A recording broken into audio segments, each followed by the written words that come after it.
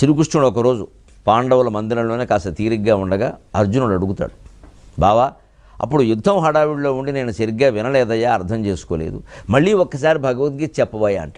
యుద్ధం హడావిడిలో ఉండి నేను సరిగ్గా వినలేదయ్యా, 18 అధ్యాయాలు ఏవో చెప్పావు నాకు, ధ్యానయోగం, జ్ఞానయోగం, కర్మయోగం అని ఏవో చెప్పావు, ఏదో కొన్ని మనసులోకి ఎక్కే కొన్ని ఎక్కలేదు, అందుకే నేను కొంచెం యుద్ధం 18 రోజులు కూడా భగవద్గీత ప్రకారమే ఉన్నాను, నేను చెప్పలేను, ఉండలేదు, అది తెలుసు అందరికీ.